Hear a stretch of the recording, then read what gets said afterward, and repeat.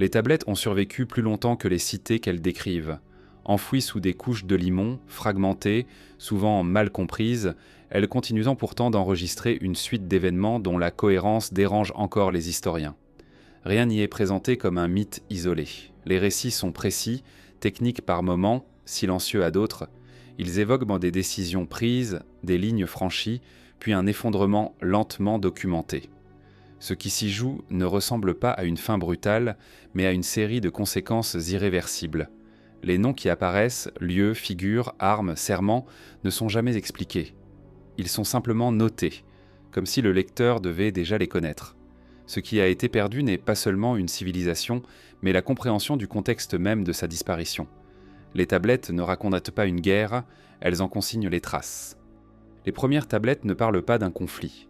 Elles décrivent un ordre, un monde administré avec minutie, où chaque fonction divine correspond à une responsabilité précise, où les villes sont fondées, mesurées, puis confiées à des lignées humaines chargées d'en maintenir l'équilibre.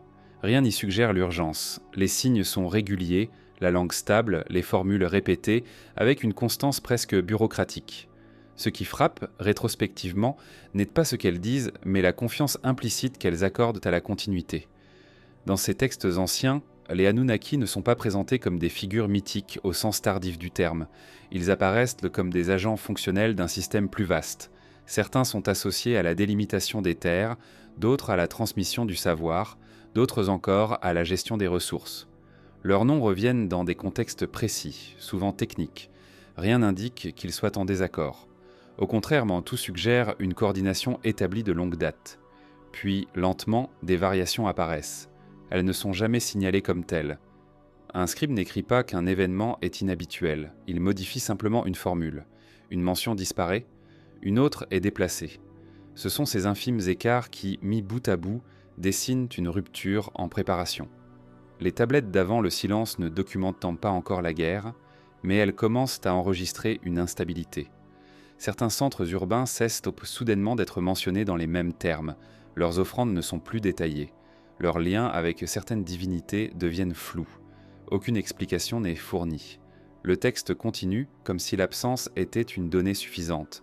Dans d'autres cas, des villes nouvelles apparaissent sans fondation rituelle complète, comme si le temps manquait pour suivre les procédures établies. Un autre indice réside dans la manière dont le ciel était décrit. Là où les textes antérieurs parlaient de mouvements réguliers, de cycles connus et calculables, certains passages commencent à évoquer des irrégularités sans les commenter. Les signes célestes sont notés, mais leur interprétation est absente. Ce silence interprétatif est inhabituel dans un corpus où chaque phénomène était auparavant intégré à un cadre explicatif stable. Les figures centrales changent également de position. Un Anunnaki, autrefois associé à la médiation, apparaît désormais dans des contextes de décision unilatérale. Un autre, lié à la transmission des lois, cesse d'être mentionné dans les textes juridiques. Rien n'indique une destitution. Il n'y a pas de récit de chute. Il y a seulement un glissement progressif des rôles, comme si l'ancien équilibre n'était plus opérant. Ce qui distingue ces tablettes des récits mythologiques ultérieurs, c'est l'absence totale de dramatisation. Aucun affrontement n'est trop décrit. Aucun ennemi n'est nommé. Les textes continuent de fonctionner comme des registres, des comptes rendus, des archives. Pourtant, l'accumulation des omissions finit par produire un effet mesurable. Le monde décrit devient moins cohérent, moins explicable par ses propres règles. Certains scribes semblent conscients de cette fragilité. On observe une insistance nouvelle sur la conservation. Des mentions de copies, de dépôts, de tablettes enfouies pour être retrouvées plus tard apparaissent. La transmission n'est plus seulement un acte administratif, elle devient une préoccupation explicite. Ce qui doit être préservé n'est jamais précisé. Il est seulement implicite que quelque chose risque de se perdre. Les humains, dans ces textes, restent en périphérie. Ils exécutent, construisent, observent. Mais leur rôle change subtilement. Là où ils étaient auparavant des relais entre les dieux et les villes, ils deviennent des témoins indirects. Les décisions majeures semblent se déplacer hors de leur portée. Les tablettes continuent d'être écrites, mais ce qu'elles enregistrent paraît déjà partiel. À mesure que l'on s'approche de ce qui sera plus tard interprété comme un conflit final, la langue elle-même se contracte. Les descriptions se font plus courtes, les formules rituelles sont abrégées, certains signes sont utilisés de manière inhabituelle, comme si le scribe cherchait à dire plus avec moins ou à masquer ce qui ne peut être formulé directement. Rien dans ces premières traces ne permettrait d'anticiper une destruction immédiate. Il n'y a pas de prophétie, pas d'annonce de catastrophe. Ce qui se prépare n'est pas présenté comme une fin, mais comme une série de décisions prises dans un cadre qui ne fonctionne plus pleinement. Les tablettes d'avant le silence ne racontent pas ce qui va arriver. Elles montrent simplement que le monde qu'elles décrivent n'est déjà plus celui qu'il était. Et c'est précisément dans cette normalité persistante que se loge la question suivante, car lorsque les textes commencent enfin à mentionner des choix irréversibles, ils le font en évoquant non plus un ordre partagé, mais une hiérarchie qui ne parvient plus à se maintenir. À partir d'un certain moment, les tablettes cessent de se contenter d'enregistrer des décisions. Elles commencent à consigner des engagements. Le langage change subtilement. Les verbes employés ne décrivent plus seulement des actes accomplis, mais des obligations projetées, des promesses non formulées dans un avenir incertain. Ce déplacement est significatif. Un ordre stable n'a pas besoin de rappeler ce qui doit être respecté. Il repose sur des pratiques intériorisées. Lorsque les serments apparaissent, c'est que cette évidence s'est affaiblie. Ces engagements sont souvent rédigés avec une précision inhabituelle. Les parties impliquées sont nommées avec soin. Les conditions sont détaillées. Les conséquences d'un non-respect sont évoquées de manière indirecte, sans être pleinement explicitées. Rien n'est laissé au hasard.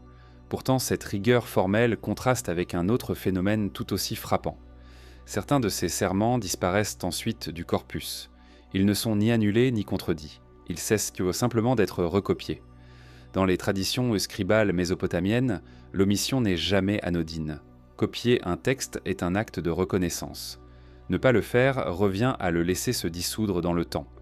Lorsque des serments autrefois centraux ne sont plus transmis, cela suggère une décision implicite. Ce qui a été juré ne peut plus être maintenu ou ne doit plus être rappelé. Le silence devient alors une forme de gestion de la mémoire. Certains engagements semblent concerner la limitation de certaines actions. Les formulations évoquent des seuils à ne pas franchir, des usages à restreindre, des domaines à préserver. Le vocabulaire est technique, parfois volontairement obscur. Il donne l'impression que ces serments s'adressent à des entités déjà informées de des enjeux, et non à des lecteurs futurs. Leur fonction n'est pas pédagogique, elle est préventive. Ce qui est particulièrement notable, c'est que ces serments ne concernent pas directement les humains. Ils sont formulés entre figures divines ou administratives, comme si le maintien de l'ordre dépendait désormais de contraintes internes. Les humains n'en perçoivent que les effets secondaires. Une ville protégée devient soudainement vulnérable. Une ressource autrefois accessible est restreinte. Les tablettes enregistrent ces changements sans relier explicitement cause et effet. Avec le temps, la répétition de ces engagements trahit une inquiétude croissante. Un serment n'est renouvelé que lorsqu'il risque d'être rompu. Or, certains textes montrent des promesses réaffirmées à intervalles rapprochés, parfois avec des variations minimes. Cette insistance suggère que la confiance entre les parties s'érode. Le serment n'est plus un acte fondateur, mais un rappel nécessaire. Puis en vient la phase la plus difficile à interpréter. Certains serments sont mentionnés comme ayant été consignés, mais leurs termes exacts ne sont plus accessibles.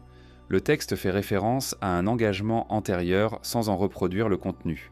Cette pratique est rare dans les archives mésopotamiennes, qui privilégient lorsqu'on dit la transmission intégrale. Elle indique soit une perte matérielle volontaire, soit une décision consciente de ne pas répéter certains termes. Les raisons possibles de cet effacement sont multiples. Il est possible que les engagements aient été jugés inapplicables. Il est également possible qu'ils aient été transgressés, et que leur rappel soit devenu problématique. Dans certains cas, le serment lui-même pouvait constituer une preuve d'une division interne que l'on ne souhaitait plus rendre visible. Effacer le texte, c'était peut-être tenter d'effacer la trace du désaccord. Cette gestion sélective de la mémoire a des conséquences profondes. Les générations suivantes héritent d'un corpus lacunaire où certaines décisions majeures ne peuvent plus être reliées à leurs intentions initiales. Les scribes recopient ce qui est disponible, sans toujours comprendre ce qui manque. L'histoire devient alors une surface lisse, sous laquelle subsistent des fractures invisibles.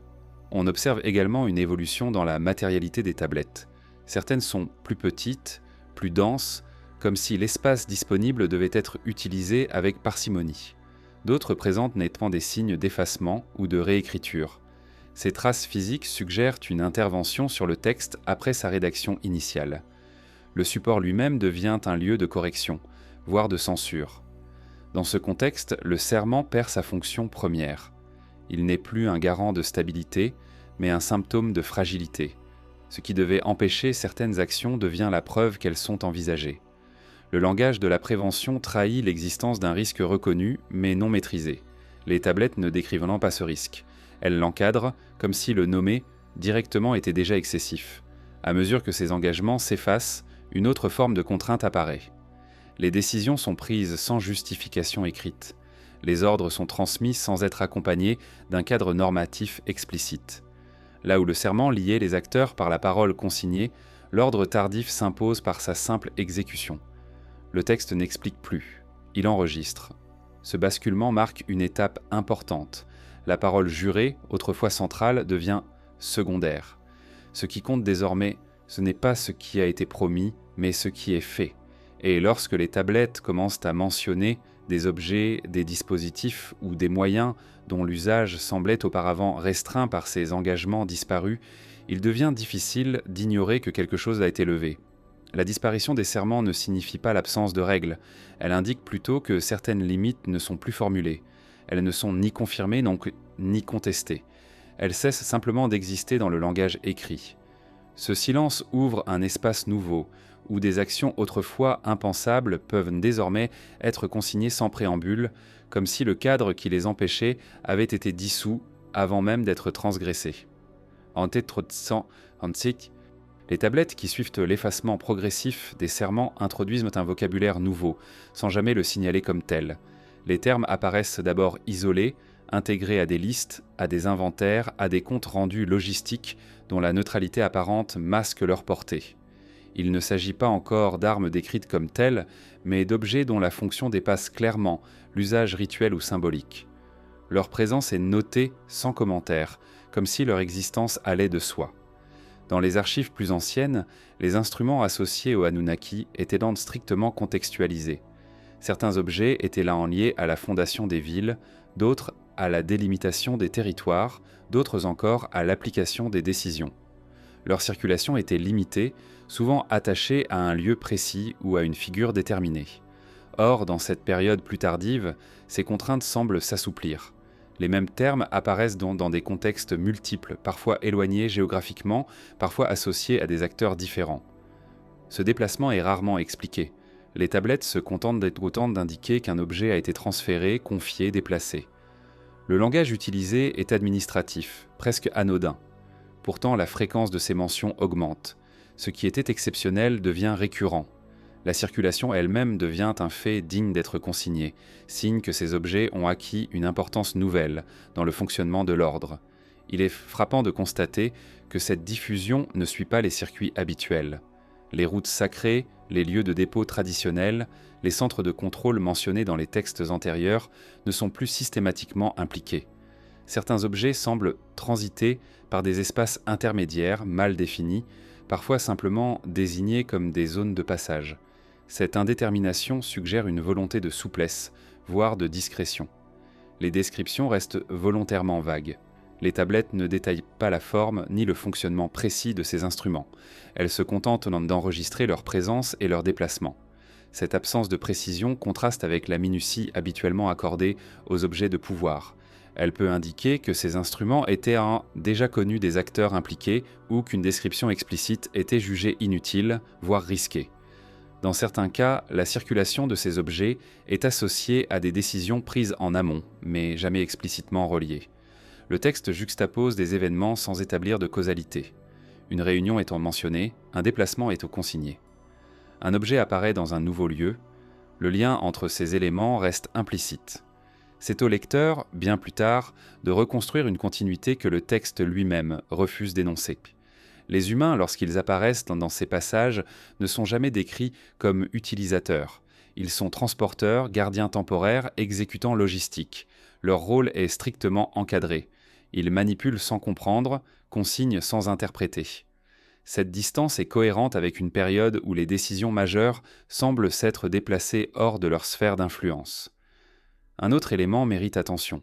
Certaines tablettes mentionnent des restrictions nouvelles associées à ces objets. Des zones deviennent interdites. des accès sont limités. Des déplacements sont conditionnés à des autorisations spécifiques.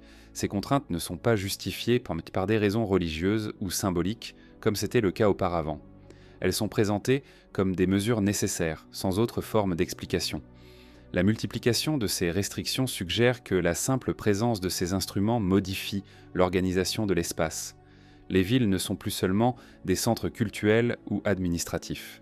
Elles deviennent des points stratégiques intégrés à un réseau de circulation qui les dépasse. Cette transformation est enregistrée sans commentaire, mais elle marque un changement profond dans la manière dont le territoire est pensé. Il est également notable que certains textes évoquent des incidents mineurs sans en détailler la cause. Une perturbation est sans mais mentionnée. Une zone est temporairement évacuée. Un rituel est suspendu. Ces notations restent laconiques, mais leur répétition suggère que la circulation de ces objets n'est pas sans conséquence. Le texte ne dramatise pas, il enregistre. À mesure que ces mentions s'accumulent, une impression se dégage.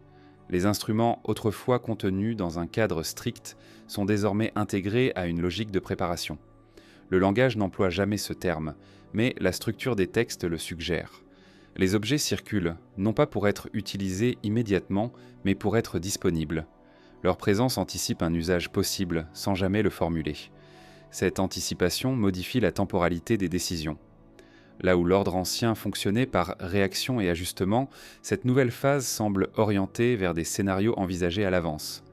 Les tablettes continuent de consigner le présent, mais elles portent la trace d'un futur implicite. Ce futur n'est pas décrit, il est seulement préparé. Certains scribes semblent conscients de la singularité de cette période. On observe une standardisation accrue des formules, comme si le langage devait rester neutre à tout prix. Les adjectifs disparaissent presque entièrement. Les verbes sont fonctionnels.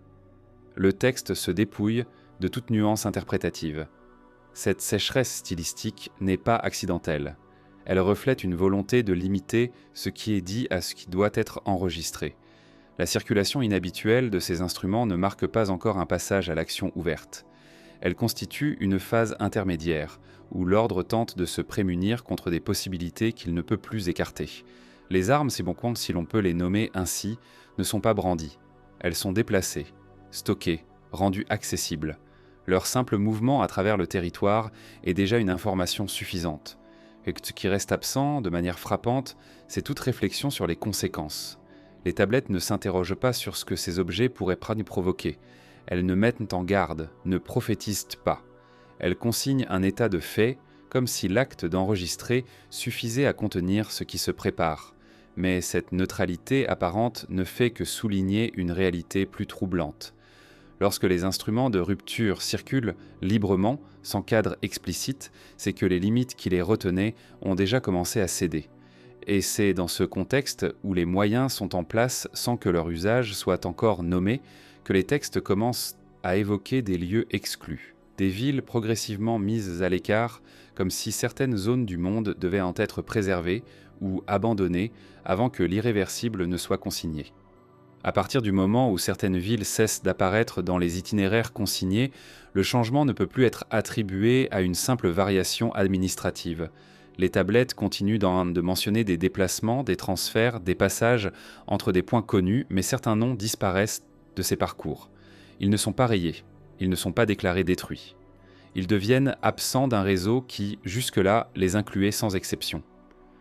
Dans les textes plus anciens, les routes reliant les centres urbains ne sont pas seulement terrestres, elles sont décrites comme des axes de communication verticale reliant le sol à des domaines supérieurs, des lieux de décision, de transit et de contrôle. Ces routes ne sont jamais décrites de manière imagée. Elles sont notées comme des flèches structurelles intégrées à l'organisation du monde. Être situé sur l'une d'elles signifie être reconnu, surveillé, intégré. Lorsque certaines villes cessent d'y figurer, aucune justification n'est fournie. Les tablettes continuent de mentionner ces cités dans d'autres contextes. Les offrandes et modades y sont parfois encore enregistrées. Les rois y règnent toujours. Mais les routes qui les reliaient à des centres de décision supérieurs ne les traversent que plus. La ville reste, mais elle est contournée. Ce contournement est progressif. D'abord, une route secondaire est privilégiée, puis un point de passage est déplacé. Enfin, le nom de la ville disparaît entièrement des itinéraires. À aucun moment le texte ne marque cette évolution comme une sanction ou une mesure exceptionnelle. Elle est intégrée à la logique du déplacement, comme si elle allait de soi. C'est précisément cette normalisation qui rend le phénomène difficile à interpréter. Dans certains cas, la mise à l'écart semble liée à des facteurs matériels. Les tablettes évoquent des marquants des perturbations locales, des déséquilibres environnementaux, des difficultés d'approvisionnement. Mais ces mentions restent générales. Elles ne suffisent donc pas à expliquer une exclusion durable. Et d'autres villes, confrontées à des conditions similaires, continuent d'être intégrées au réseau. Le critère de sélection demeure opaque. Un élément récurrent mérite toutefois attention. Les villes exclues sont souvent situées à des zones de transition. Elles se trouvent à la lisière de territoires entre des sphères d'influence, des régions au statut ambigu. Tant que l'ordre restait stable, ces positions intermédiaires constituaient un avantage. Elles facilitaient la circulation, l'échange, la médiation. Lorsque l'ordre se fragilise, elles deviennent des points de vulnérabilité. Les tablettes n'emploient jamais le terme d'abandon. Elles utilisent des formulations neutres indiquant que certaines routes ne sont plus empruntées, que certains relais ne sont plus actifs. Cette passivité du langage masque une décision active. Une route n'est pas abandonnée par hasard. Elle est délaissée parce qu'elle ne remplit plus une fonction jugée acceptable ou parce qu'elle présente un risque. Les conséquences pour les villes concernées sont indirectes mais profondes.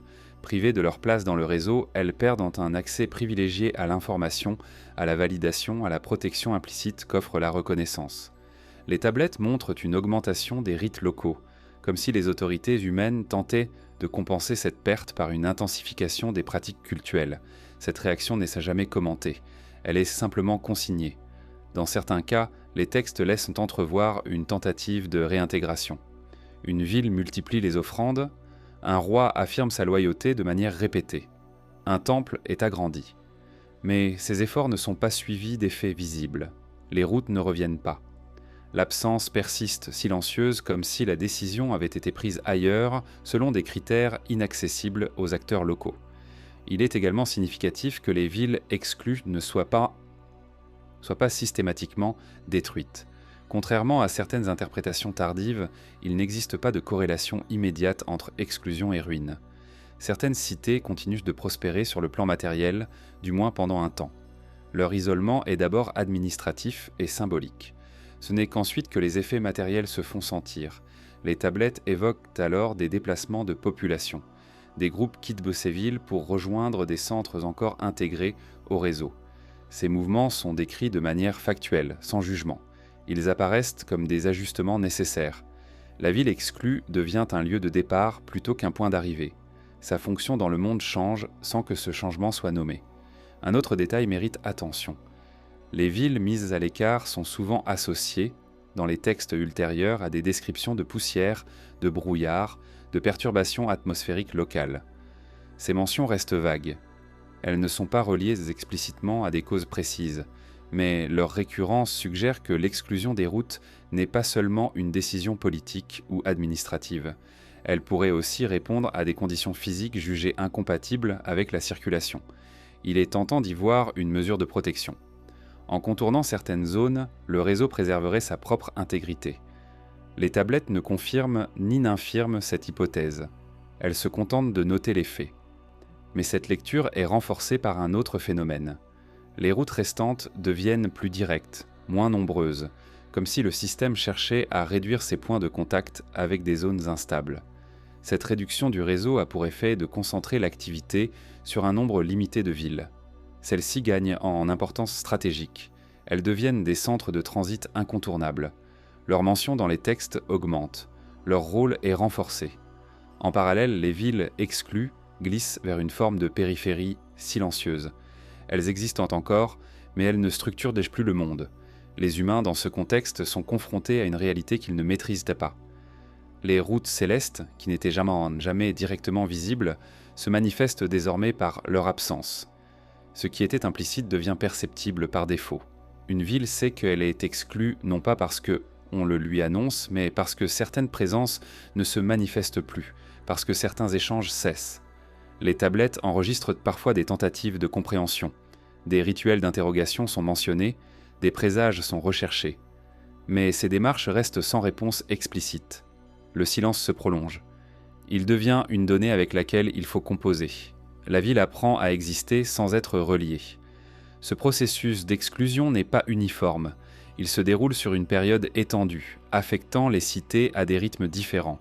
Cette temporalité étalée renforce l'impression d'une décision progressive, ajustée, plutôt que d'une rupture brutale. Le monde ne s'effondre pas d'un coup. Il se réorganise en laissant certaines zones en dehors de sa nouvelle logique. Ce qui rend cette phase particulièrement troublante, c'est qu'elle ne semble pas motivée par une hostilité ouverte. Les villes exclues ne sont pas désignées comme fautives, elles ne sont pas accusées, elles sont simplement devenues incompatibles avec un réseau en transformation. Cette incompatibilité n'est jamais définie, elle est seulement actée par le déplacement des routes. À mesure que ces exclusions s'accumulent, une géographie implicite se dessine. Le monde n'est plus un ensemble continu, mais un espace hiérarchisé par l'accès ou non à la circulation. Cette hiérarchie ne repose plus uniquement sur le statut, la loyauté ou l'ancienneté. Elle intègre des critères nouveaux, non explicités, qui redéfinissent ce qui peut être relié et ce qui doit rester à distance. Les tablettes, fidèles à leur fonction, ne portent aucun jugement sur cette évolution. Elles ne regrettent donc pas l'ancien ordre, elles ne célèbrent pas le nouveau. Elle consigne un monde où certaines villes cessent d'être traversées, puis cessent d'être attendues. Et dans cet espace de plus en plus segmenté, où la circulation devient un privilège plutôt qu'une évidence, se prépare une autre conséquence plus diffuse encore, perceptible non plus dans les routes, mais dans l'air lui-même, lorsque la poussière commence à être décrite non comme un élément ordinaire, mais comme une présence persistante, difficile à ignorer. Lorsque la poussière commence à être mentionnée avec insistance dans les tablettes, elle n'est pas introduite comme un phénomène nouveau. Elle a toujours été présente dans les textes mésopotamiens, associée aux saisons sèches, au vent, aux marges désertiques. Mais à partir de cette période, son statut change. Elle cesse d'être un simple élément du paysage pour devenir une condition persistante, notée pour ses effets plutôt que pour son origine. Les scribes ne décrivent pas un événement précis qui aurait provoqué cette transformation. Il n'y a pas de mention d'une catastrophe unique, ni d'un bouleversement soudain. La poussière apparaît d'abord dans des contextes secondaires. Un rituel doit être déplacé, une récolte s'est retardée, un déplacement s'est rendu difficile. Ces notations sont brèves, presque marginales, mais leur répétition leur confère un poids nouveau. Ce qui distingue ces mentions tardives, c'est la manière dont la poussière est liée à des conséquences plutôt qu'à des causes. Les tablettes ne cherchent pas à expliquer pourquoi elle est là. Elles enregistrent ce qu'elle empêche, ce qu'elle altère, ce qu'elle rend incertain. Cette approche est inhabituelle dans un corpus où les phénomènes naturels étaient traditionnellement interprétés comme des signes porteurs de sens. Ici, l'interprétation disparaît. Il ne reste que les faits. Dans certaines villes déjà exclues des routes de circulation, la poussière essaie mentionnée plus fréquemment. Elle s'accumule sur les temples. Elle perturbe les pratiques rituelles. Elle affecte la santé des populations sans que ses effets soient décrits de manière dramatique. Le texte reste factuel. Il note une augmentation des maladies respiratoires, une fatigue persistante, une diminution de la visibilité. Ces observations sont consignées comme des données, non comme des plaintes. Il est important de souligner que la poussière n'est jamais personnifiée. Elle n'est pas présentée comme une punition ou une manifestation de colère. Elle n'est pas associée à une divinité spécifique. Cette neutralité est frappante. Elle suggère que le phénomène échappe aux cadres symboliques habituels. Il n'est pas interprétable selon les catégories anciennes. Il doit simplement être pris en compte. Les tablettes montrent également que la poussière n'affecte pas toutes les régions de la même manière. Certaines zones restent relativement épargnées, tandis que d'autres sont décrites comme constamment voilées. Cette distribution inégale renforce l'idée que le phénomène n'est pas purement saisonnier. Il suit une logique spatiale qui n'est jamais explicitée, mais qui semble corrélée aux transformations du réseau et aux exclusions précédemment consignées. Dans les centres encore pleinement intégrés, la poussière est mentionnée comme un désagrément temporaire. Elle perturbe Michael et mais elle ne désorganise pas. Dans les villes marginalisées, en revanche, elle devient une condition permanente. Cette différence de traitement n'est jamais commentée. Elle est simplement observable dans la fréquence et le contexte des mentions. Le texte laisse au lecteur la tâche de relier ces données. Les pratiques humaines s'adaptent progressivement. Les tablettes évoquent des modifications dans la construction des bâtiments, des ajustements dans les horaires de travail, des changements dans les itinéraires locaux. Ces adaptations sont décrites comme des réponses pragmatiques. Il n'y a pas de réflexion sur leur signification à long terme. Le quotidien s'ajuste à une réalité devenue plus contraignante. Un autre aspect mérite attention. La poussière est parfois associée à des zones interdites ou restreintes. Certaines régions sont décrites comme impropres à la circulation, non pas en raison d'un décret explicite, mais à cause des conditions ambiantes. La poussière devient ainsi un facteur de régulation implicite de l'espace. Elle limite les déplacements sans qu'il soit nécessaire de les interdire formellement. Cette fonction régulatrice est particulièrement visible dans les tablettes logistiques. Les itinéraires se en sont modifiés, les délais sont allongés, les marges d'erreur augmentent. Le texte ne dramatise pas ces ajustements. Il les enregistre comme des contraintes supplémentaires intégrées à la planification. Mais leur accumulation révèle une perte de maîtrise progressive. Les Anunnaki, lorsqu'ils apparaissent dans ces passages, ne sont pas décrits comme intervenant directement sur le phénomène. Ils prennent acte de ses effets. Ils ajustent les décisions en conséquence. Leur posture est celle de gestionnaires confrontés à une variable nouvelle, ou du moins devenue dominante. La poussière n'est pas combattue, elle est contournée. Cette absence d'intervention directe est significative. Dans les périodes antérieures, les déséquilibres environnementaux donnaient leur temps lieu à des réponses rituelles ou techniques consignées avec précision. Ici, rien de tel n'apparaît. Le phénomène semble dépasser les outils habituels de régulation. Il n'est pas présenté comme incontrôlable, mais comme non prioritaire par rapport à d'autres enjeux restés implicites. Les tablettes montrent également une modification du langage utilisé pour décrire l'air et l'atmosphère. Les termes deviennent plus génériques. Les descriptions perdent en nuances. L'air est décrit comme lourd, obscurci, difficile à traverser. Ces qualificatifs ne sont pas développés. Ils apparaissent comme des constats partagés, ne nécessitant plus d'explications détaillées. Cette évolution linguistique suggère que la poussière est devenue une expérience commune intégrée à la perception du monde. Ce qui était autrefois exceptionnel est désormais attendu. Le texte n'insiste plus. Il mentionne puis passe à autre chose. Cette normalisation est peut-être l'aspect le plus troublant de l'ensemble. Le phénomène n'est pas résolu. Il est accepté. Dans certains passages, la poussière est associée à des conséquences à plus long terme. Des terres deviennent moins productives, des populations se déplacent, des rituels sont simplifiés ou abandonnés. Ces effets sont décrits sans établir de chaîne causale explicite. Le lecteur doit inférer que la persistance de conditions défavorables a rendu certaines pratiques impossibles à maintenir. Il est tentant de voir dans cette poussière un simple arrière-plan d'un récit plus large. Mais les tablettes suggèrent autre chose. En la décrivant comme une conséquence, sans jamais en nommer la cause, elles lui confèrent un statut particulier. Elle devient le signe visible de décisions prises ailleurs, selon des critères qui ne sont pas consignés dans le corpus accessible. Cette interprétation est renforcée par un détail récurrent. La poussière est rarement mentionnée dans les contextes où des décisions majeures sont prises. Elle apparaît en aval, dans les lieux où ces décisions produisent leurs effets.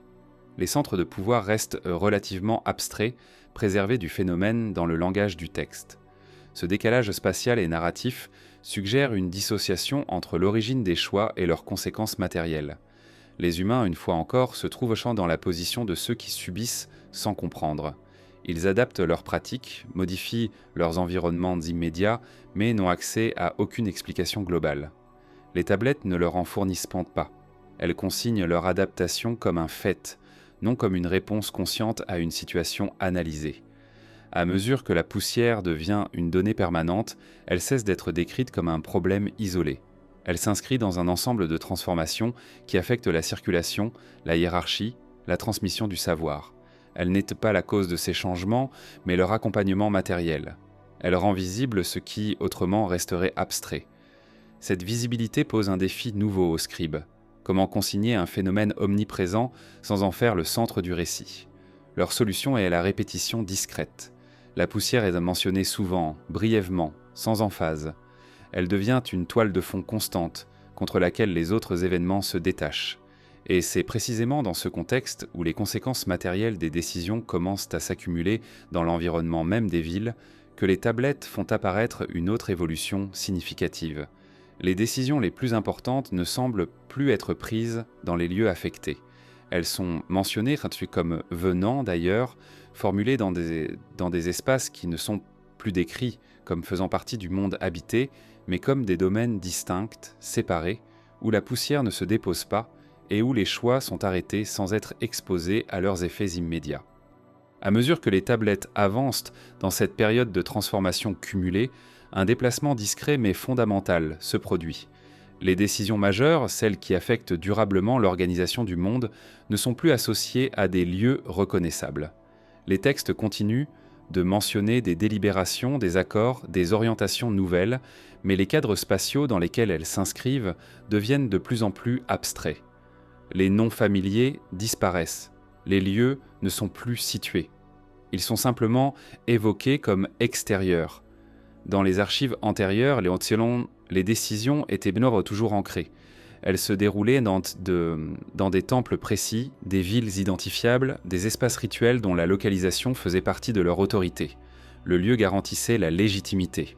Or, dans ces textes plus tardifs, cette relation se défait. Les décisions semblent émaner de domaines qui ne relèvent plus du monde habité, ou du moins pas de celui que les humains peuvent reconnaître et parcourir. Le langage employé pour décrire ces espaces est volontairement vague. Il ne recourt pas à l'imaginaire. Il ne décrit ni architecture ni paysage. Il se contente d'indiquer une séparation. Les décisions sont prises ailleurs, au-dessus, hors des régions assignées. Ces formulations ne cherchent pas à informer. Elles établissent une distance. Elles signalent que l'origine des choix n'est plus accessible à l'observation ordinaire. Cette distance n'est pas seulement spatiale, elle est aussi procédurale. Les tablettes cessent de détailler les étapes qui mènent à une décision. Il n'y a plus de traces de discussion, de consultation, de validation progressive. Le texte enregistre un résultat, parfois accompagné d'une justification minimale, parfois sans aucune. Le processus disparaît derrière l'acte consigné. Ce changement a des implications profondes. Lorsqu'une décision est prise dans un lieu connu, elle peut être interrogée, interprétée, intégrée dans un cadre partagé. Lorsqu'elle provient d'un espace indéterminé, elle s'impose sans médiation. Les tablettes ne décrivent pas une contestation de cette autorité distante. Elles montrent plutôt une adaptation silencieuse à une nouvelle forme de gouvernance. Les Anunnaki, dans ces passages, apparaissent moins comme des figures présentes que comme des signatures implicites. Leurs noms sont associés à des orientations générales, à des cadres d'action, mais rarement à des interventions localisées. Ils semblent agir à travers des structures plutôt qu'en leur sein. Leur présence se fait sentir par les effets, non par les apparitions. Ce retrait progressif du monde habité est cohérent avec les transformations précédemment observées. La circulation restreinte, l'exclusion de certaines villes, la poussière persistante, tout concourt à créer un espace terrestre de plus en plus contraint. Dans ce contexte, déplacer le centre décisionnel vers des domaines non affectés par ces conditions apparaît comme une stratégie de préservation. Les tablettes ne le formulent pas ainsi, mais la logique est perceptible dans l'agencement des informations. Il est notable que ces espaces de décision ne soient jamais décrits comme hostiles ou étrangers. Ils ne sont pas opposés au monde habité. Ils en sont simplement distincts. Cette distinction est présentée comme fonctionnelle, non conflictuelle. Le texte suggère une nécessité, non une rupture idéologique. Le monde d'en bas continue d'exister. Il est simplement administré depuis un ailleurs. Les humains, dans cette configuration, voient leur rôle se transformer une fois de plus. Ils ne sont plus des interlocuteurs indirects des décisions. Ils deviennent des exécutants différés. Les ordres leur parviennent sans contexte complet. Les raisons profondes leur échappent. Les tablettes enregistrent cette asymétrie sans la commenter. Elle est traitée comme un état de fait. Cette asymétrie se manifeste également dans la temporalité. Les décisions prises hors du monde habité semblent suivre un rythme différent. Les délais entre l'orientation et son application varient. Parfois, une décision est mise en œuvre longtemps après avoir été consignée. Parfois, elle produit des effets immédiats. Cette irrégularité suggère que le temps de la décision n'est plus synchronisé avec le temps vécu par les populations terrestres. Les scribes, confrontés à cette dissociation, adaptent leur manière d'écrire. Ils notent ce qu'ils peuvent vérifier.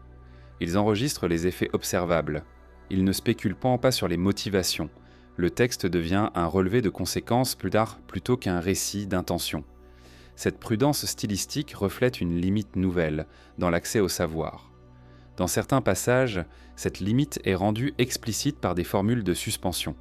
Une décision est mentionnée, mais son application est en attente.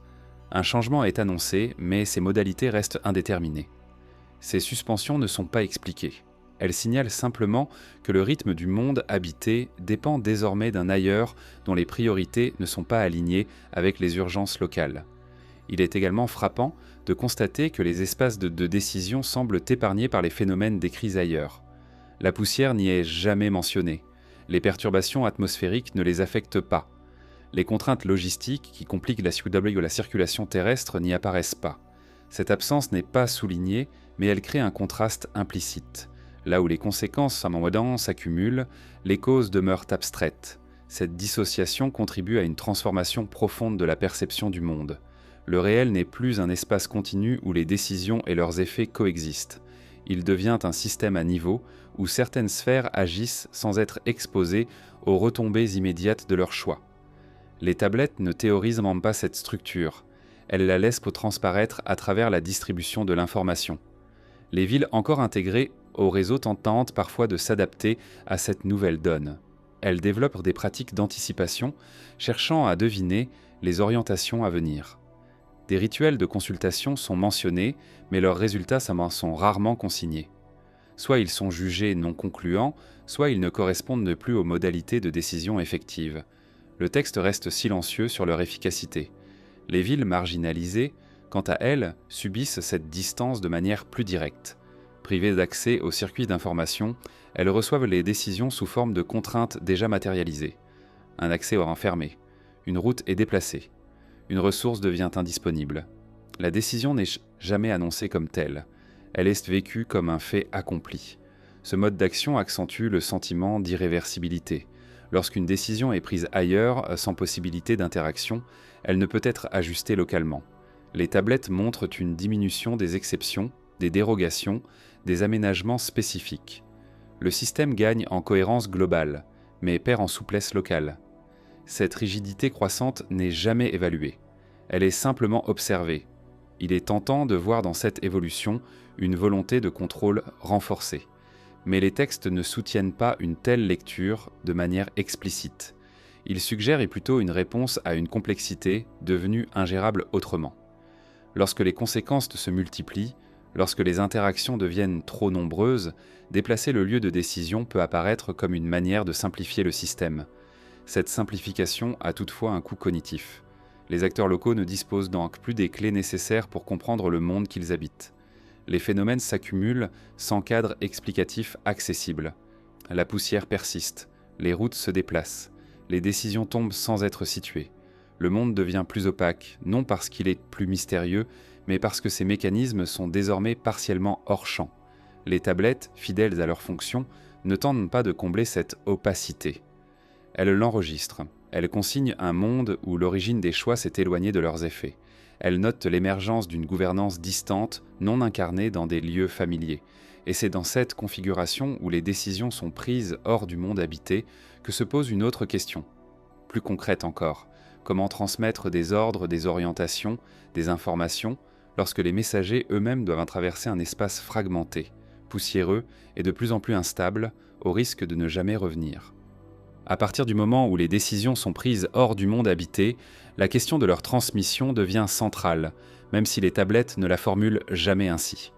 Le texte commence à accorder une attention accrue au déplacement d'individus chargés de porter des instructions, des confirmations ou des relevés entre des sphères désormais disjointes. Ces figures apparaissent sans emphase. Elles ne sont pas décrites comme héroïques. Elles sont fonctionnelles, définies par leur rôle plus que par leur identité. Dans les périodes antérieures, les messagers faisaient partie d'un système fluide. Leur circulation était régulière, leurs itinéraires connus, leurs retours attendus. Les tablettes consignaient leur départ et, presque systématiquement, leur arrivée. Cette symétrie disparaît progressivement. Les textes continuent de mentionner des envois, des missions confiées, des déplacements initiés, mais les confirmations de retour deviennent irrégulières, puis rares. Cette absence n'est jamais expliquée. Aucun texte ne signale un danger particulier, une embuscade, une interdiction formelle. Le messager est envoyé et le récit passe à autre chose. Le silence qui suit n'est pas commenté. Il n'est pas interprété comme un échec. Il est simplement laissé en suspens. Cette neutralité est chez dérangeante précisément parce qu'elle contraste avec l'importance logistique de ces missions. Les messagers ne transportent pas seulement des ordres, ils sont aussi porteurs de synchronisation. Ils permettent d'aligner des temporalités différentes, de confirmer que ce qui a été décidé ailleurs est compris et appliqué ici. Lorsque leur retour n'est pas enregistré, ce lien se distend. Les tablettes continuent d'enregistrer des décisions locales, mais il devient difficile de savoir si elles répondent encore à une orientation globale ou si elles sont prises par défaut. Certains textes laissent entrevoir une adaptation à cette incertitude. Des décisions sont formulées avec une marge d'interprétation plus large. Les instructions deviennent conditionnelles, ouvertes à des ajustements locaux.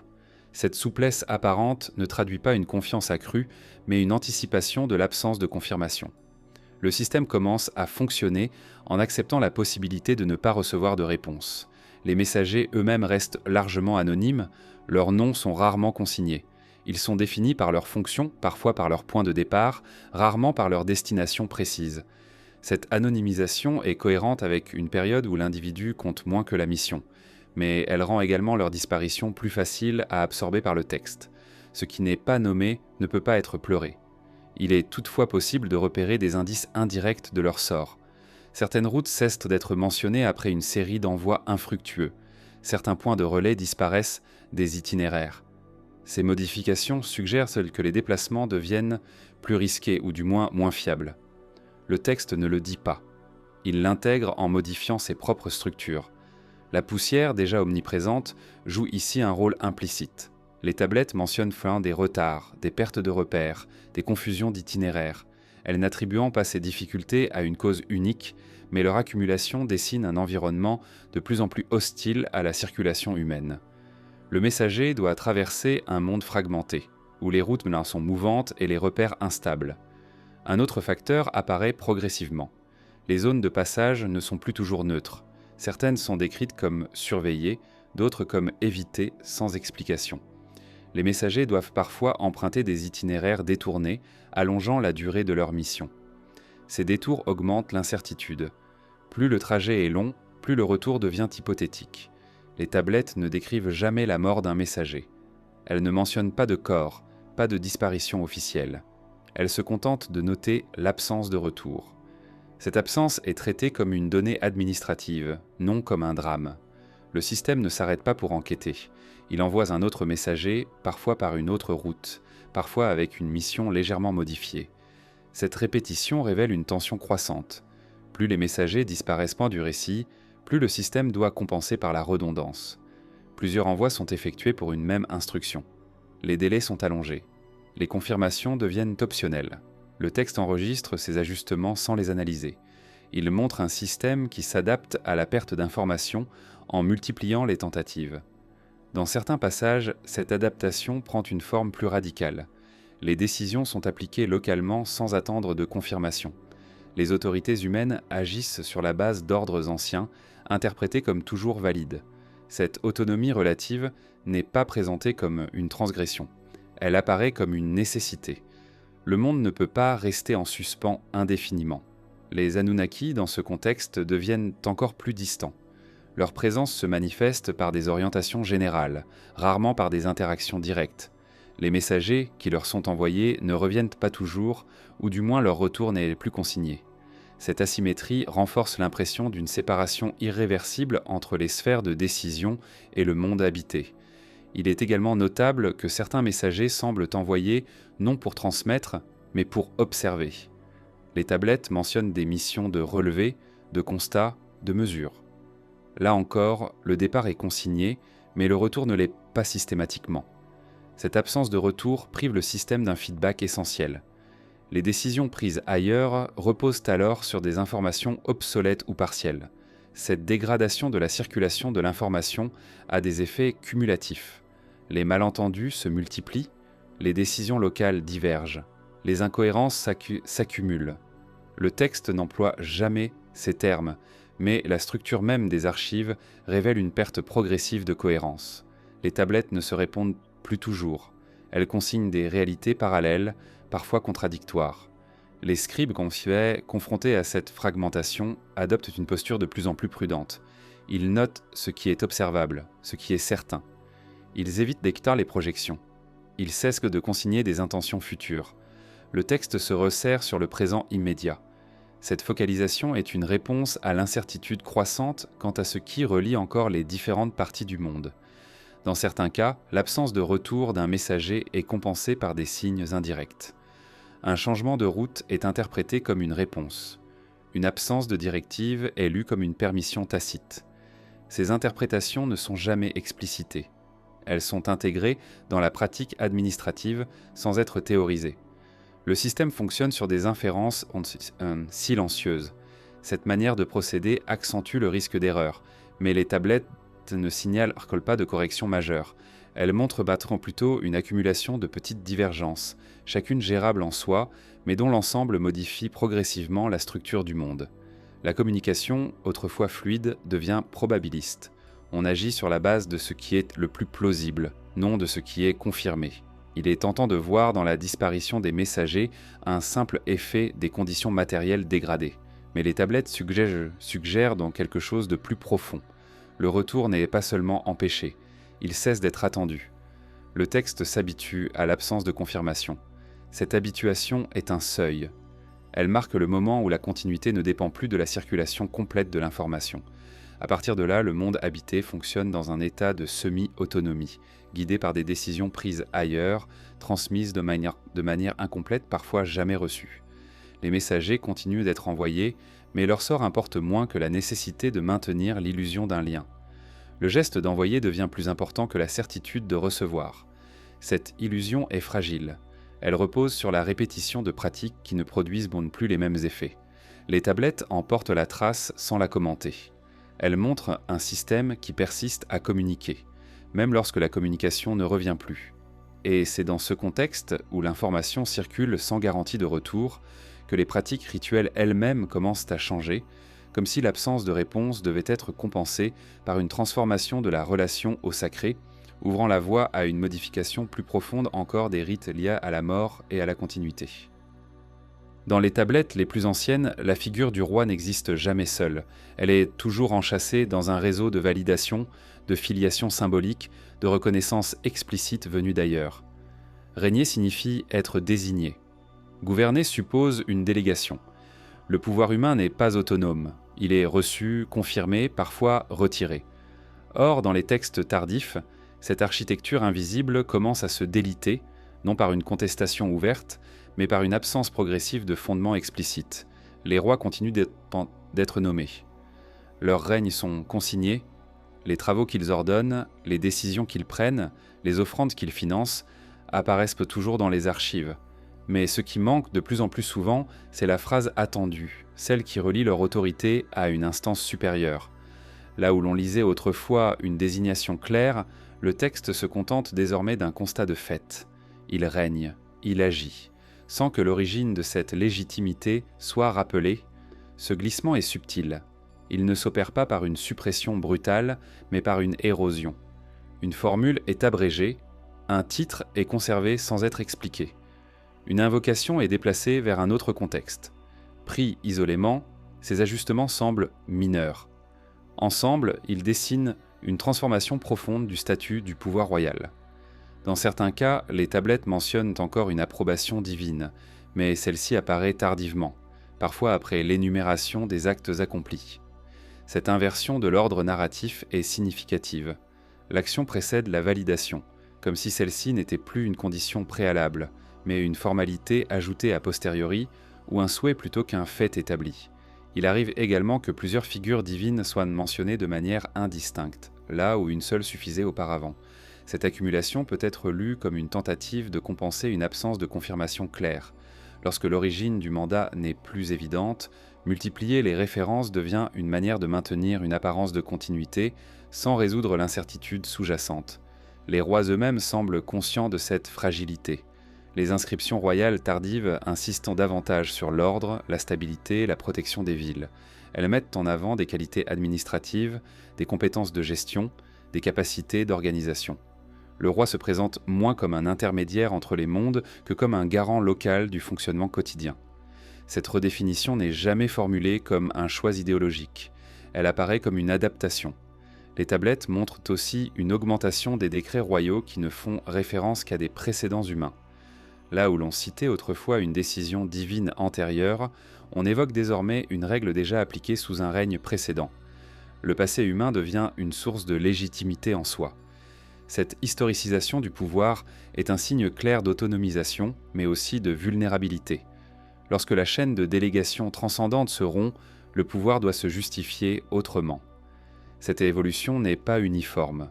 Dans certaines régions encore étroitement intégrées au réseau décisionnel supérieur, les rois continuent de se réclamer d'un mandat explicite.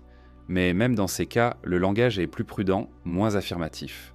Les formules deviennent conditionnelles, prudentes, comme si la certitude ancienne ne pouvait plus être reproduite sans réserve. Dans les villes marginalisées, en revanche, la rupture est plus nette. Les rois y apparaissent comme des figures isolées, responsables de la survie locale plus que de l'application d'un ordre cosmique. Les tablettes consignent leurs efforts pour maintenir l'approvisionnement, organiser les déplacements, gérer les crises. Leur autorité repose sur leur capacité à agir, non sur une reconnaissance venue d'ailleurs. Cette situation crée une tension nouvelle. Le roi reste une figure centrale, mais il ne peut plus s'appuyer sur un mandat incontestable pour imposer ses décisions. Les tablettes laissent entrevoir des résistances locales, des ajustements négociés, des compromis. Ces dynamiques ne sont jamais décrites comme des conflits ouverts. Elles apparaissent dans les silences, dans les modifications de ton, dans les choix de vocabulaire. Il est également significatif que les tablettes tardives mentionnent plus fréquemment des assemblées, des conseils humains, des groupes de notables. Ces instances existaient déjà, mais leur rôle était secondaire par rapport à la validation divine. Leur visibilité accrue suggère que le pouvoir se redéploie vers des formes plus collectives, non par idéologie, mais par nécessité. Lorsque l'autorité transcendante s'éloigne, l'ordre doit être négocié autrement. Les rois ne disparaissent pas pour autant. Ils restent indispensables comme point de convergence, mais leur fonction change. Ils deviennent des médiateurs internes plutôt que des relais verticaux. Leur parole compte non parce qu'elle est sacrée, mais parce qu'elle est située, informée, immédiate. Cette proximité renforce leur importance locale tout en réduisant leur portée symbolique. Les tablettes montrent aussi une évolution dans la manière dont les rois sont commémorés. Les récits de fondation, les grandes œuvres attribuées à une faveur divine se raréfient. Les inscriptions se concentrent sur des réalisations concrètes, mesurables. Le roi est évalué sur ce qu'il a maintenu, non sur ce qu'il a reçu. Cette évaluation pragmatique reflète un monde où la continuité ne peut plus être garantie par des promesses invisibles. Cette transformation a des effets sur la transmission du pouvoir. Les successions deviennent plus complexes. Les tablettes mentionnent des périodes d'interrègne, des ajustements, des confirmations tardives. La lignée ne suffit plus à assurer la légitimité. Il faut démontrer une capacité à gouverner dans un contexte dégradé. Le pouvoir devient conditionnel, réversible. Les scribdam, dans leur manière d'écrire, accompagnent cette évolution sans la commenter. Ils notent les faits, ils consignent les règnes, ils enregistrent les décrets. Mais leur langage perd progressivement les marqueurs de certitude transcendante. Cette neutralité stylistique n'est pas un hasard. Elle reflète un monde où les fondements ultimes du pouvoir ne sont plus accessibles au texte. Il est important de noter que cette privation de mandat divin ne s'accompagne pas d'une hostilité envers les dieux. Les tablettes ne décrivent pas une rupture volontaire. Elles montrent plutôt une absence de réponse devenue chronique. Lorsque la validation ne vient plus, le pouvoir ne peut pas rester suspendu. Il doit se réorganiser sur d'autres bases. Cette réorganisation est fragile. Elle repose sur des équilibres locaux, sur des compromis instables. Elle fonctionne tant que les contraintes restent gérables, mais elle manque d'un principe unificateur capable de coordonner l'ensemble. Les rois gouvernent, mais ils ne savent plus toujours dans quel cadre global leurs décisions s'inscrivent. À mesure que cette situation se généralise, le monde décrit par les tablettes perd une partie de sa cohérence verticale. Les liens entre les niveaux se distendent. Les décisions prises ailleurs continuent d'affecter le monde habité, mais sans passer par les figures royales comme auparavant. Le roi devient un gestionnaire de conséquences, non un participant à l'élaboration de l'ordre. Cette perte de centralité symbolique prépare une autre transformation, plus abstraite encore. Lorsque le pouvoir n'est plus garanti par une autorité transcendante, lorsque les décisions viennent d'ailleurs sans médiation claire, le temps lui-même cesse d'être un cadre partagé. Les cycles, autrefois alignés sur un ordre reconnu, commencent à se désynchroniser, ouvrant la voie à une rupture plus profonde dans la manière dont le monde est compté, ordonné et transmis. Dans les tablettes les plus anciennes, le temps n'est jamais neutre. Il est structuré, partagé, synchronisé entre les sphères humaines et celles qui les dépassent. Les cycles calendaires, les périodes rituelles, les séquences agricoles et politiques s'imbriquent avec une précision qui dépasse la simple mesure. Compter le temps, c'est participer à un ordre. Chaque cycle reconduit une cohérence entre ce qui est vécu et ce qui est décidé ailleurs. Or, dans les textes tardifs, cette cohérence commence à se fissurer. Les cycles sont toujours notés, mais leur articulation devient incertaine. Les tablettes continuent d'indiquer des périodes, des phases, des correspondances attendues, mais les ajustements nécessaires pour les maintenir augmentent. Ce qui fonctionnait autrefois sans correction exige désormais des rectifications fréquentes, rarement expliquées. Les scribes enregistrent ces ajustements sans commentaire. Une fête est déplacée, un cycle est prolongé. Une correspondance est suspendue. Ces modifications ne sont pas justifiées par des phénomènes observables, ni par des décisions clairement attribuées. Elles apparaissent comme des réponses à une désynchronisation devenue trop visible pour être ignorée. Dans les corpus antérieurs, le temps était un lien. Il permettait d'aligner des actions éloignées dans l'espace. Une décision prise ailleurs trouvait son application ici selon un rythme reconnu. Lorsque ce rythme se rompt, la décision arrive trop tôt ou trop tard. Les tablettes montrent une multiplication de ces décalages. Les instructions ne coïncident plus avec les moments attendus pour leur mise en œuvre. Cette désynchronisation affecte d'abord les pratiques rituelles. Les fêtes liées à des cycles précis perdent leur ancrage. Elles sont maintenues, mais leur justification devient fragile. Le texte note qu'elles ont lieu, sans toujours préciser pourquoi à ce moment-là. Le rite se détache de la mesure du temps qui lui donnait sens. Il devient un événement isolé, non un point dans une séquence partagée. Les activités agricoles montrent des signes similaires. Les tablettes mentionnent des semailles tardives, des récoltes décalées, des ajustements improvisés. Ces adaptations sont décrites comme nécessaires, mais jamais intégrées dans un nouveau cadre stable. Le temps agricole, autrefois aligné sur des cycles reconnus, devient réactif. On agit en fonction de conditions immédiates, non d'un calendrier fiable.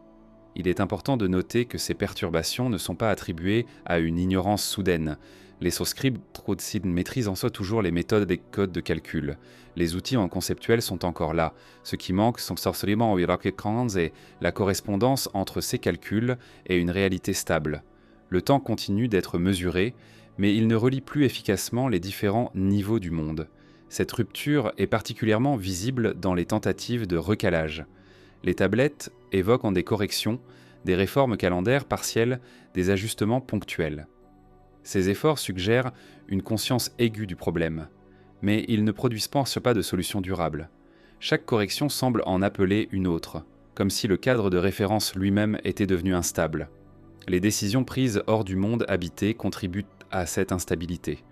Lorsqu'une orientation est formulée dans un temps qui n'est pas celui des villes, sa mise en œuvre se heurte à des décalages. Les tablettes enregistrent ces tensions sans les analyser.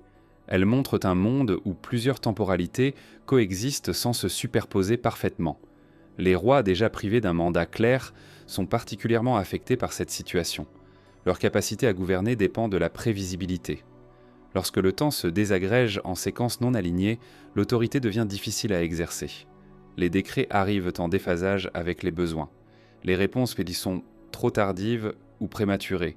Le pouvoir se heurte à un calendrier qui ne tient plus. Les populations humaines ressentent dans cette rupture de manière concrète. Les repères se déplacent. Les attentes sont déçues. Les tablettes évoquent des incertitudes croissantes quant aux moments propices, aux périodes favorables, aux seuils à respecter. Le langage devient plus prudent, plus conditionnel. On agit le losquant lorsque possible, si les signes concordent sans certitude partagée. Ce qui disparaît progressivement, c'est l'idée d'un temps commun à tous les niveaux de l'ordre. Le temps devient local, fragmenté, dépendant du contexte immédiat. Les cycles universels, autrefois garants de cohérence, cessent de remplir cette fonction. Ils subsistent donc comme outils de mesure, mais leur portée symbolique s'affaiblit. Les tablettes reflètent cette perte de portée par un changement de style. Les références aux grands cycles se raréfient. Les notations deviennent plus circonstancielles. Le texte s'ancre dans le présent immédiat, au détriment d'une vision d'ensemble. Cette focalisation est une réponse à l'impossibilité de maintenir une synchronisation globale. Il est également significatif que les ruptures temporelles ne soient pas associées à un événement fondateur.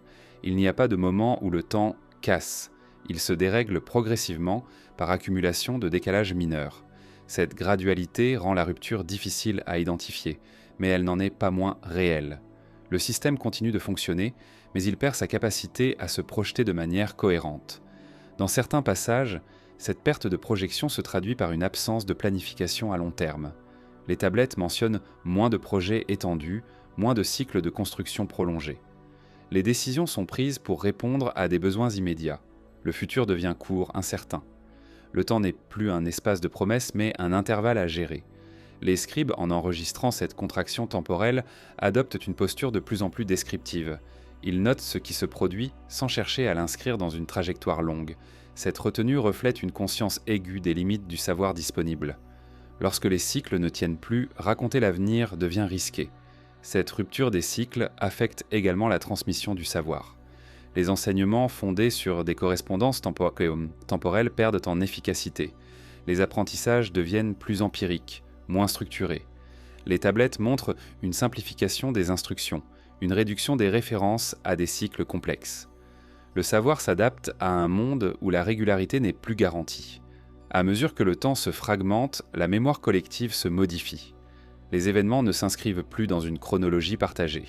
Ils deviennent des occurrences isolées. Cette fragmentation rend plus difficile la construction d'un récit cohérent du passé récent. Les tablettes commencent à montrer des incohérences, des chevauchements, des silences difficiles à interpréter. Cette difficulté n'est pas le signe d'une perte de rigueur. Elle reflète un monde où les repères communs se sont déplacés hors de portée. Le temps, autrefois garant de continuité, devient une variable parmi d'autres, soumise aux mêmes incertitudes que l'espace, l'autorité et la communication. Lorsque les cycles cessent de fonctionner comme un cadre partagé, une question se pose implicitement. Comment maintenir une population, un savoir, une organisation, lorsque le temps lui-même ne permet plus d'aligner les actions et les attentes ? Les tablettes n'y répondent pas directement, mais elles commencent à montrer une autre conséquence de cette rupture, visible non plus dans les calculs, mais dans les déplacements humains eux-mêmes, lorsque des groupes entiers sont déplacés non selon des cycles établis, mais en réponse à des décisions devenues urgentes, marquant une nouvelle étape dans la reconfiguration du monde.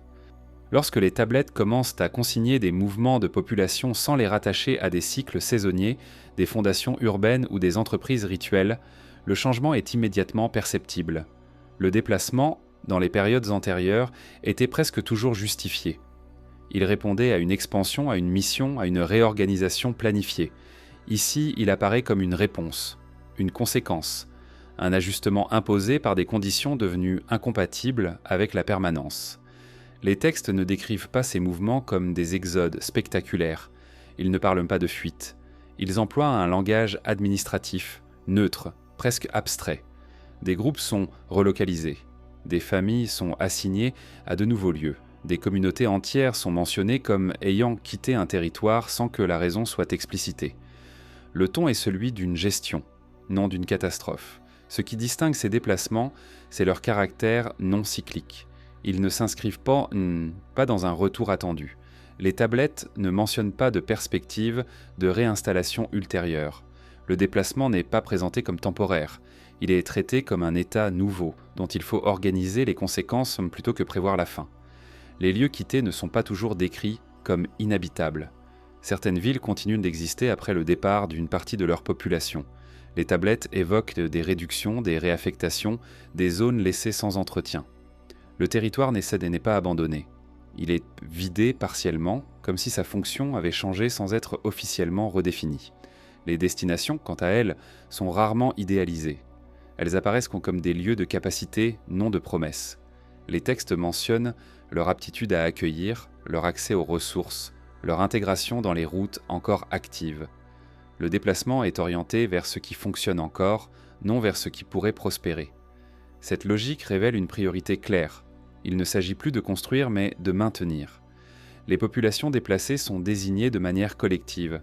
Les tablettes parlent de groupes, de maisons, de lignées, rarement d'individus. Cette collectivisation du langage reflète une perte de singularité dans la gestion humaine. Lorsque les contraintes s'accumulent, le système traite les survivants comme des unités administratives, non comme des trajectoires personnelles. Il est important de noter que ces déplacements ne sont pas toujours volontaires. Les tablettes n'emploient pas explicitement le vocabulaire de la contrainte, mais certaines formulations suggèrent une absence de choix réel. Les groupes sont conduits, établis, répartis. Le langage laisse peu de place à l'initiative. Le mouvement est présenté comme nécessaire, non négociable. Les autorités humaines, déjà fragilisées par la perte de mandat divin et la rupture des cycles temporels, se trouvent dans une position ambiguë. Elles sont chargées de mettre en œuvre des décisions dont l'origine reste lointaine. Elles organisent les départs, attribuent les terres, gèrent les tensions locales. Leur rôle est essentiel, mais leur pouvoir reste dérivé. Elles exécutent plus qu'elles ne décident. Les tablettes montrent que ces relocalisations génèrent des frictions. Les lieux d'accueil ne sont pas toujours préparés, les ressources en ateliers sociaux sont limitées. Des ajustements sont nécessaires. Ces difficultés sont consignées sans emphase. Le texte ne cherche pas à minimiser les tensions, mais il ne les dramatise pas non plus. Elles apparaissent comme des variables à gérer, non comme des crises à résoudre définitivement. Un élément récurrent mérite attention. Les populations déplacées proviennent souvent de zones déjà marginalisées, exclues des routes, affectées par la poussière persistante. Leur déplacement apparaît ainsi comme l'aboutissement d'un processus long, non comme une décision soudaine. Elles sont déplacées parce qu'elles ne peuvent plus être maintenues là où elles sont. Le texte ne dit pas pourquoi. Il constate. Cette constatation est parfois accompagnée de mesures de compensation. Les tablettes mentionnent des distributions, des exemptions temporaires, des ajustements fiscaux. Ces mesures suggèrent une reconnaissance implicite du coût humain du déplacement. Mais elles restent limitées. Elles visent à stabiliser, non à réparer. Le système cherche à éviter l'effondrement, pas à restaurer un état antérieur. Les pratiques culturelles des groupes déplacés subissent elles aussi des transformations. Les tablettes évoquent des adaptations rituelles, des simplifications, parfois des abandons. Les rites liés à des lieux précis deviennent difficiles à maintenir. Les survivants emportent ce qu'ils peuvent. Le reste est laissé derrière. Cette perte n'est pas décrite comme telle. Elle est intégrée au mouvement. Les espaces d'accueil, de leur côté, se transforment sous l'effet de ces arrivées. Les villes intégrées au réseau deviennent plus denses. Leur organisation change. Les tablettes mentionnent ici des réaménagements, des extensions, des regroupements. Ces modifications sont présentées comme des réponses nécessaires, non comme des choix stratégiques. La ville devient un lieu de concentration plutôt que de rayonnement. Il est significatif que ces déplacements ne soient pas accompagnés d'un récit fondateur. Les populations déplacées ne reçoivent pas de nouvelles identités collectives valorisées. Elles sont intégrées sans être célébrées. Leur présence est reconnue pourtant, mais elle ne donne pas lieu à une reconfiguration symbolique majeure. Le déplacement n'est pas transformé en mythe. Il reste une donnée administrative. Cette absence de récit est révélatrice. Elle suggère que le système n'a plus la capacité ou la volonté de produire des cadres symboliques pour intégrer ces changements. Le monde se reconfigure trop rapidement, sous trop de contraintes, pour que chaque déplacement puisse être interprété, ritualisé, légitimé. La survie prime sur le sens. Les enfants des déplacés apparaissent rarement dans les textes. Lorsqu'ils sont mentionnés, c'est dans des contextes d'intégration scolaire ou rituels simplifiés. Leur avenir n'est pas projeté à long terme. Le texte ne décrit pas ce qu'ils deviendront. Cette absence de projection est cohérente avec la contraction temporelle observée précédemment. Le futur reste court. Les tablettes montrent également que certains groupes sont déplacés plusieurs fois. Une relocalisation n'est pas toujours définitive. Des ajustements successifs sont nécessaires. Ces mouvements répétés suggèrent une instabilité persistante. Le système tente de trouver des configurations viables sans garantie de succès durable. Le déplacement devient un mode de gestion récurrent, non une exception. Il est tentant de voir dans ces déplacements la conséquence directe d'une catastrophe unique, mais les textes ne soutiennent pas cette interprétation. Ils montrent une accumulation de contraintes, chacune gérable en soi, mais dont l'ensemble rend certaines régions invivables. Le déplacement est la solution la moins coûteuse à court terme, même si elle fragilise la continuité sociale. Les survivants dans ce contexte ne sont pas décrits comme porteurs d'une mémoire particulière. Ils ne transmettent pas un récit de ce qui a été perdu. Les tablettes ne consignent pas leurs souvenirs. Elles enregistrent leur nouvelle position dans l'ordre. La mémoire collective se déplace avec eux, mais elle n'est pas explicitement formulée. Cette gestion silencieuse de la survie révèle un monde arrivé à un seuil. Les décisions ne visent donc plus à optimiser ni à étendre. Elles cherchent à éviter l'irréparable. Le déplacement devient un outil pour contenir les conséquences d'actions prises ailleurs, selon des logiques qui ne sont plus entièrement accessibles. À mesure que ces mouvements s'accumulent, une autre transformation devient perceptible dans les tablettes. Le savoir lui-même, autrefois transmis de manière cumulative et cohérente, commence à se fragmenter. Certaines informations cessent d'être recopiées, d'autres sont volontairement laissées incomplètes, comme si dans un monde où les lieux, le temps et les populations se déplacent sans garantie de retour, tout ne pouvait plus être transmis, et que certaines connaissances devaient en être abandonnées, non parce qu'elles étaient en fausse, mais parce qu'elles n'étaient plus compatibles avec ce qui subsistait. À partir d'un certain point, les lacunes dans les archives cessent de pouvoir être attribuées à l'usure, à la perte ou à l'accident. Les tablettes existent. Elles sont copiées, conservées, parfois commentées. Mais certaines informations attendues n'y figurent-ils plus. Des récits commencent sans se conclure. Des procédures se sont mentionnées sans être décrites. Des références en macabélément apparaissent sans contexte. Cette fragmentation n'est pas chaotique. Elle est cohérente dans sa retenue. Dans les traditions scribales mésopotamiennes, l'incomplétude est inhabituelle. Le savoir est transmis par accumulation, par répétition fidèle, par commentaire explicatif. Lorsqu'un texte est abrégé, la raison en est généralement connue. Ici, aucune justification n'est fournie. Le texte s'arrête, il reprend ailleurs. Ce qui manque n'est pas signalé comme manquant, il est simplement absent. Ce caractère volontaire se manifeste d'abord dans les copies. Les tablettes tardives montrent une fidélité remarquable à leurs sources immédiates, y compris dans leur silence. Les scribes recopient des passages manifestement incomplets sans tenter de les combler. Ils ne proposent pas de variantes, ils ne glossent pas, ils respectent l'absence comme une donnée à transmettre. Certains segments semblent avoir été délibérément écourtés. Une séquence décisionnelle est évoquée, puis interrompue avant que ses implications ne soient détaillées. Un dispositif est mentionné sans description de son fonctionnement. Un événement est situé dans le temps sans que ses causes ou ses conséquences soient développées. Ces interruptions surviennent à des moments précis, souvent là où une continuité explicative aurait été attendue. Il est significatif que ces absences concernent rarement des éléments secondaires. Elles touchent des points structurants. Elles apparaissent autour des décisions majeures, des transitions critiques, des usages sensibles. Le savoir fragmenté n'est pas anodin. Il porte sur ce qui aurait permis de relier les phénomènes entre eux. Les tablettes ne donnent aucun indice explicite quant aux raisons de cette retenue. Elles ne mentionnent pas d'interdiction, ni de censure officielle. Mais leur cohérence suggère un consensus tacite. Certains savoirs ne doivent plus être transmis dans leur intégralité. Non parce qu'ils seraient faux, mais parce que leur transmission pourrait produire des effets indésirables dans un contexte déjà instable. Il est possible que cette fragmentation vise à limiter la reproduction de pratiques devenues risquées. En ne transmettant pas l'ensemble des procédures, on empêche leur application complète. Le texte conserve la mémoire de leur existence sans en permettre la réactivation.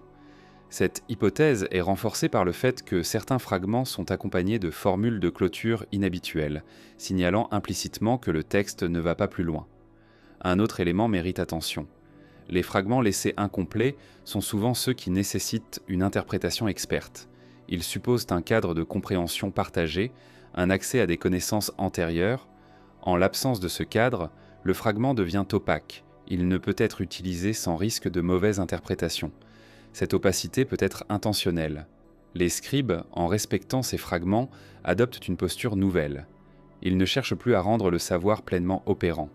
Ils se contentent de le conserver sous une forme réduite, comme une trace. Leur rôle n'est plus de transmettre des instructions complètes, mais de préserver des indices d'un ordre antérieur, sans en garantir la reproductibilité. Cette évolution a des conséquences sur la manière dont le savoir est appris. Les tablettes tardives montrent une diminution des textes pédagogiques complets. Les listes restent, les noms subsistent, mais les explications se raréfient. L'apprentissage devient plus dépendant de la présence d'un maître, d'une transmission orale locale, elle-même fragilisée par les déplacements et les ruptures de continuité.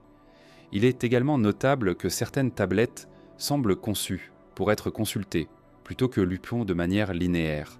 Elles présentent dans des segments autonomes, détachés, sans enchaînement narratif clair. Cette structure fragmentaire suggère un usage différent. Le texte n'est plus un récit continu, il devient un réservoir de références partielles. Cette transformation peut être interprétée comme une stratégie de survie du savoir. Dans un monde où les conditions ne permettent plus une application cohérente des systèmes complexes, il est plus sûr de conserver des fragments que de tenter de maintenir une totalité devenue inapplicable. Le fragment est adaptable. Il peut être réinterprété, contextualisé ou laissé en suspens. Les tablettes montrent également que certains savoirs sont préservés avec plus de soin que d'autres. Les listes de lieux, de noms, de lignées sont souvent complètes. En revanche, les descriptions de mécanismes, de procédures détaillées sont plus fréquemment fragmentaires. Cette sélection suggère une hiérarchisation implicite. Il est jugé plus important de savoir qui a existé que comment certaines choses fonctionnaient. Cette hiérarchisation peut être liée à une conscience aiguë des risques liés à la reproduction technique. Lorsque les conséquences prématérielles des décisions deviennent des sens visibles et difficiles à maîtriser, transmettre des savoirs opératoires complets peut être perçu comme dangereux. Le fragment protège en empêchant l'usage direct. Il est important de noter que cette fragmentation ne signifie pas un effondrement intellectuel. Elle reflète une décision adaptative. Le savoir n'est pas perdu par négligence. Il est maintenu sous une forme qui limite son impact. Cette retenue volontaire est une forme de responsabilité dans un contexte de contraintes accrues. Les tablettes fragmentaires posent toutefois un problème aux générations suivantes. Sans le contexte complet, les fragments deviennent énigmatiques. Ils peuvent être interprétés comme des mythes, des allusions, des symboles. Leur fonction originelle se dissout. Ce processus est peut-être anticipé par les scribes eux-mêmes, qui acceptent que certains savoirs ne soient plus compris, plutôt que mal appliqués. Cette acceptation marque un changement profond dans la conception de la transmission. Le but n'est plus de préserver une continuité totale, il est de limiter les dégâts, de contenir les effets. Le texte devient un filtre, non un vecteur exhaustif. Les fragments laissés volontairement incomplets témoignent ainsi d'un monde conscient de ses propres limites. Ils montrent une culture qui choisit ce qu'elle transmet, non en fonction de la vérité seule, mais de la viabilité. Ce choix n'est jamais explicité. Il est inscrit dans la forme même des archives. À mesure que ces fragments s'accumulent, le corpus change de nature.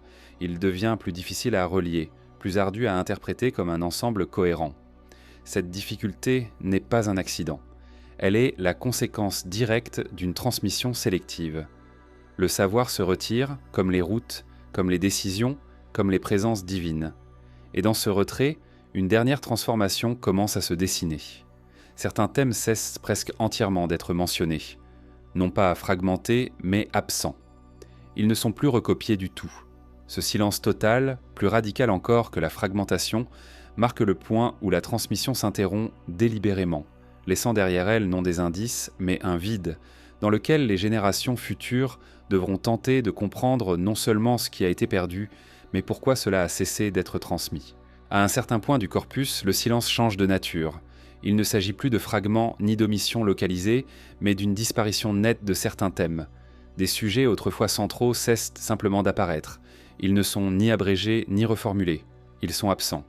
Cette absence est stable, cohérente d'une tablette à l'autre, d'un centre scribal à l'autre. Elle ne ressemble pas à une perte accidentelle. Elle entièrement la régularité d'une décision. Les tablettes continuent d'être produites, ça. Les scribes écrivent encore, peu le copient encore, dans la conservent encore. Le monde n'était pas tombé dans le mutisme, mais ce qui est transmis a changé de périmètre. Certains domaines du savoir, autrefois intégrés à l'ensemble, sont désormais hors champ.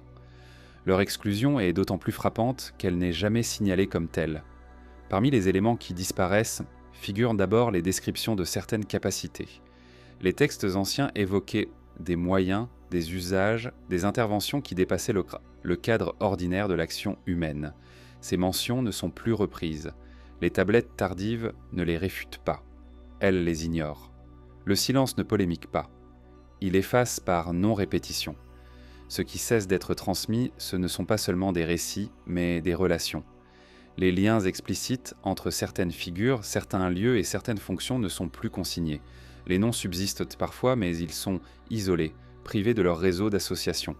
Un nom sans relation devient inoffensif. Il ne permet plus de reconstituer un système. Cette neutralisation par isolement est une stratégie connue dans les traditions scribales. En conservant la forme sans la structure, on préserve une trace sans en maintenir l'efficacité. Les tablettes semblent appliquer ce principe de manière systématique. Ce qui pourrait permettre une reconstitution complète est laissé de côté. Les récits de confrontation disparaissent également. Les tablettes ne décrivent pas d'issue claire, pas de résolution formelle, pas de retour à un ordre stabilisé. Il n'y a pas de texte qui dirait que la guerre est terminée. Il n'y a pas de proclamation de victoire ni de lamentation officielle. La fin n'est pas racontée. Elle est contournée. Ce contournement est révélateur. Raconter une fin, c'est lui donner une forme transmissible. En ne la racontant pas, le corpus empêche sa fixation. La guerre, si elle a eu lieu, n'est pas intégrée comme un événement fondateur. Elle devient une césure sans récit, une limite au-delà de laquelle certaines choses ne passent plus. Les figures impliquées dans les décisions les plus lourdes deviennent également moins visibles. Leurs noms apparaissent encore, mais dans des contextes appauvris. Ils ne sont plus associés à des choix déterminants. Ils sont mentionnés comme des références lointaines, parfois simplement comme des éléments d'un passé révolu. Leur autorité n'était pas contestée. Elle est rendue inopérante par le silence. Il est important de noter que cette cessation de transmission n'est pas uniforme dans le temps. Elle se stabilise progressivement. Les premières absences peuvent passer inaperçues. Ce n'était qu'en comparant les corpus que leur ampleur devient évidente.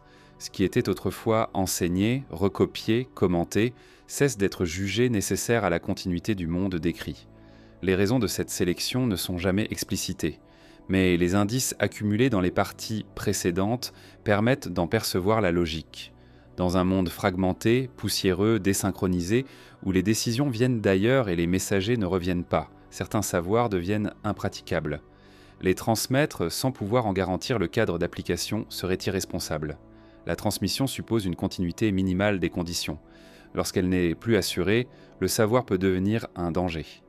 Les tablettes semblent reconnaître ce risque. Elles choisissent alors de préserver ce qui permet de maintenir une existence fonctionnelle et d'abandonner ce qui pourrait provoquer une répétition des ruptures tictuaires passées. Ce qui cesse d'être transmis, ce sont donc moins des secrets que des possibilités. Les textes ne cherchent pas à cacher une vérité. Ils limitent l'accès à des capacités dont les conséquences ont déjà été éprouvées. Cette retenue n'est pas morale, elle est structurelle. Elle vise à empêcher que certaines configurations soient recréées. Les générations suivantes héritent ainsi d'un monde appauvri en potentialité, mais plus stable dans ses limites. Les tablettes qu'elles lisent ne leur permettent pas de comprendre pleinement ce qui a été perdu. Elles ne leur donnent pas les moyens de le restaurer. Elles les inscrivent dans un ordre réduit mais viable. Cette viabilité a un prix. Le monde décrit après la guerre est moins ambitieux. Les projets à grande échelle disparaissent. Les récits de fondation cessent. Les interventions venues d'ailleurs ne sont plus attendues. Le texte se concentre sur la gestion, la survie, l'adaptation. L'horizon se rapproche. Il est tentant de voir dans cette évolution une dégradation. Mais les tablettes ne la présentent jamais ainsi. Elles ne comparent pas explicitement l'avant et l'après. Elles ne regrettent pas. Elles ne commémorent pas. Elles enregistrent un état du monde dans lequel certaines choses ne sont plus dites et où ce non-dit devient la norme. Ce silence normatif est peut-être l'héritage le plus durable de la guerre. Il ne se manifeste pas par des ruines visibles, mais par une modification de ce qui peut être pensé, enseigné, transmis. Les limites du langage deviennent les limites de l'action. Les scribes, en perpétuant ce silence, jouent un rôle actif. Ils ne sont pas de simples copistes, ils sont des gardiens de seuil. En choisissant ce qu'ils recopient, ils définissent ce qui appartient encore au monde transmissible. Leur fidélité n'est pas seulement envers les textes anciens, mais envers une décision implicite de ne pas tout dire. Cette décision traverse les générations. Elle s'inscrit dans la forme même du corpus. Les absences deviennent structurelles. Elles ne sont plus perçues comme des manques, mais comme des évidences. Ce qui n'est pas là n'est plus attendu. Avec le temps, cette situation produit un effet paradoxal. Les fragments conservés, privés de leur contexte, commencent à être interprétés différemment. Ce qui était technique devient symbolique. Ce qui était opérationnel devient mythique. Les générations futures héritent de récits qu'elles ne peuvent tant plus relier à des pratiques concrètes. Ce glissement n'est pas accidentel. Il est la conséquence directe de la cessation de transmission. Lorsque le mode d'emploi disparaît, il ne reste que la forme. Cette forme peut être racontée, embellie, transformée. Elle ne peut plus être appliquée. Ainsi, la mémoire de la guerre ne survit pas comme un événement historique, mais comme une zone d'ombre structurante. Elle définit ce que le monde n'est plus capable de faire, sans jamais le dire explicitement. Elle façonne un avenir contraint par un passé qui ne peut plus être raconté. Les tablettes, dans leur silence final, ne cherchent pas à clore le récit. Elles ne concluent pas. Elles cessent pour simplement de transmettre ce qui a conduit à la rupture.